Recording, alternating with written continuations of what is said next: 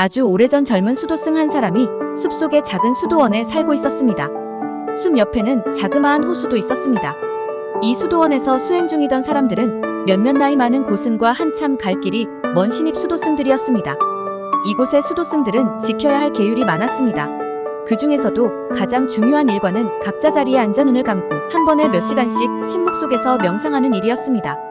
그들은 매일 명상이 끝날 때마다 수행에 얼마나 진척이 있었는지 스승에게 보고해야 했습니다. 그 젊은 수도승은 여러 가지 이유로 명상에 집중하기가 어려웠는데 그 때문에 매우 심기가 불편했습니다. 그의 스승인 나이 많은 승려는 젊은 수도승이 수행의 진척 상황을 보고할 때 이렇게 물었습니다. 너는 무엇이 너 자신을 그토록 노엽게 하는지 아느냐? 젊은 수도승은 대답했습니다. 제가 눈을 감고 명상을 시작하면 누군가 제 주위를 돌아다니면서 주위를 흩뜨립니다. 제가 명상 중이라는 것을 알면서도 방해한다는 사실이 화가 납니다. 어쩌면 그토록 남을 배려하지 않을 수 있을까요?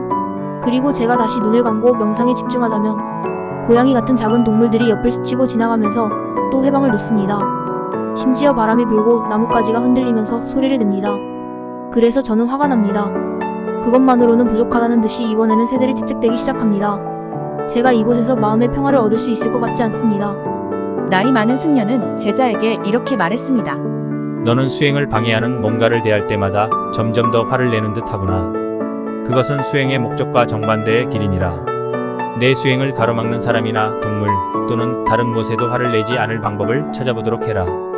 젊은 수도승은 스승과 이야기를 마친 뒤에 수도원 바깥으로 나가 좀 더 평화롭게 명상할 수 있는 장소를 찾아 나섰습니다. 그리고 근처의 호숫가에서 적당한 곳을 발견했습니다. 그는 돗자리를 그곳으로 가지고 가서 명상을 시작했습니다. 하지만 얼마 되지 않아 한 무리의 새떼가 호수에 뛰어들면서 첨벙대는 소리가 들렸습니다. 호숫가가 수도원보다 조용하기는 했으나 그곳에도 마음의 평화를 깨는 뭔가가 있다는 사실에 그는 다시 화가 났습니다. 비록 자기가 원하던 평화를 발견하지는 못했지만 그는 매일같이 호숫가를 찾았습니다. 그러던 어느 날 호숫가의 작은 선착장에 묶여있던 한 척의 배가 수도승의 눈에 띄었습니다.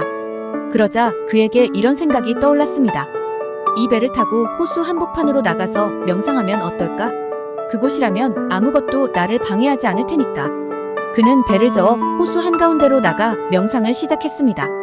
젊은 수도승이 기대한 대로 호수 한가운데에서는 아무것도 그를 방해하지 않았습니다.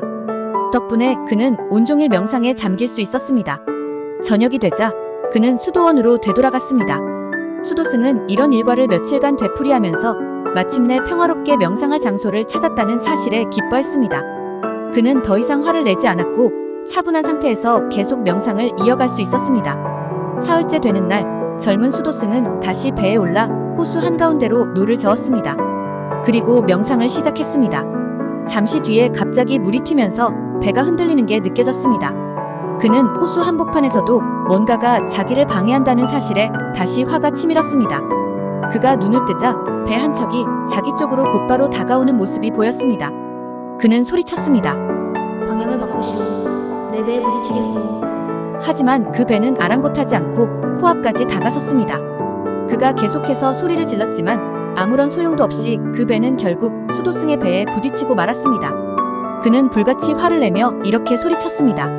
당신은 대체 누구기에 이 넓은 호수 한복판에서 하필 내 배를 들이받은 거요? 하지만 상대방은 아무런 대답도 하지 않았습니다. 젊은 수도승은 더 화가 났습니다. 그는 자리에서 일어서서 그 배에 누가 타고 있는지 살펴봤습니다. 놀랍게도 배에는 아무도 타고 있지 않았습니다. 아마도 그 배는 바람을 타고 호수를 떠돌다가 수도승의 배에 부딪힌 듯 했습니다.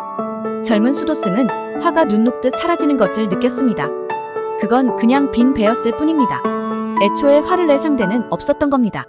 그 순간 머리에 스승의 질문이 떠올랐습니다. 너는 무엇이 너 자신을 그토록 노엽게 하는지 아느냐? 그리고 그는 이렇게 생각했습니다. 어떤 사람이나 상황, 환경이 나를 노엽게 하는 것이 아니다. 그들은 그냥 빈 배일 뿐이다. 빈 배에 대한 나의 반응이 나를 분노로 이끄는 것이다. 내 마음을 상하게 하고 화를 돋우는 사람이나 사건은 그냥 빈 배와 같다. 내 반응이 없다면 그들에게는 나를 노엽게 할 아무런 힘이 없다. 수도승은 물가로 배를 저었습니다. 그리고 수도원으로 돌아가 다른 수도승들 사이에서 명상하기 시작했습니다. 주위에는 여전히 소음과 방해물이 오갔지만 그는 모든 것을 빈배로 여기고 평화롭게 명상을 이어갔습니다. 스승은 젊은 수도승의 태도가 달라졌다는 사실을 알아차리고 이렇게 말했습니다. 이제 너를 진정으로 노엽게 하는 것이 무엇인지 깨닫고 그것을 이겨냈구나.